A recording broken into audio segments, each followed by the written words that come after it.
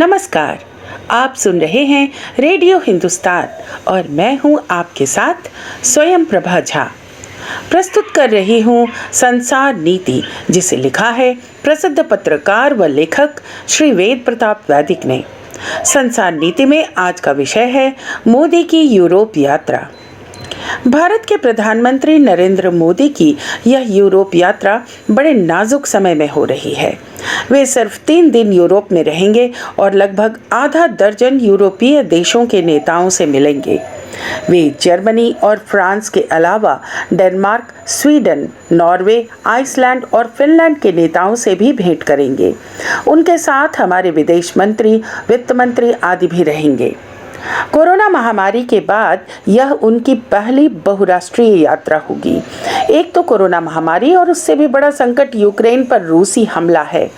इस मौके पर यूरोपीय राष्ट्रों से संवाद करना आसान नहीं है, क्योंकि यूक्रेन विवाद पर भारत का रवैया तटस्थता का है। लेकिन सारे यूरोपीय राष्ट्र चाहते हैं कि भारत दो टूक शब्दों में रूस की भर्त्स न करे। ब्रिटेन के प्रधानमंत्री बोरिस जॉनसन और यूरोपीय आयोग की अध्यक्ष उर्सुला वॉन डेर लेयन ने भारत आकर बहुत कोशिश की कि वे भारत को अपनी तरफ झुका सकें, लेकिन भारत के प्रधानमंत्री और विदेश मंत्री दोनों ने स्पष्ट कर दिया कि वे रूसी हमले का समर्थन नहीं करते हैं, लेकिन उसका विरोध करना भी निरर्थक होगा। अब मोदी की यूरोप यात्रा के दौरान बार बार इस मुद्दे को उन राष्ट्रों के द्वारा उठाया जाएगा, लेकिन यह निश्चित है कि यूरोप के साथ बढ़ते हुए घनिष्ठ आर्थिक और सामरिक संबंधों के बावजूद भारत अपनी यूक्रेन नीति पर टस से मस नहीं होगा। लेकिन इसका अर्थ यह नहीं है कि भारत का यह सुदृढ़ रवैया इन यूरोपीय राष्ट्रों और भारत के बढ़ते हुए संबंधों के आड़े आएगा। फ्रांस के साथ भारत का युद्धक विमानों का बड़ा समझौता हुआ ही है। जर्मनी और फ्रांस दोनों ही यूक्रेन के तेल और गैस पर निर्भर हैं। अभी तक वे उसकी वैकल्पिक आपूर्ति की व्यवस्था नहीं कर पाए हैं। इसके अलावा जर्मनी के नए चांसलर ओलफ शोल्ज से भी मोदी की मुलाकात होगी।